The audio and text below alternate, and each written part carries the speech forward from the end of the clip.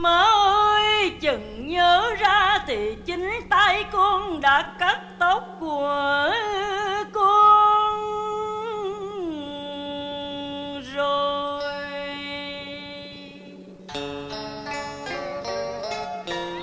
Mớ tóc mà hơn 20 năm trời, ngày đêm con đã săm soi ngắm nghe tha thiết từng tiêu.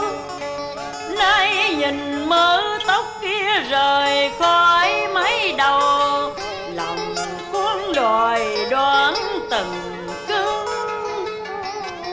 Mới đoán lìa mớ tóc ngày xưa, chẳng khác nào con cắt bỏ quãng đời mài xanh má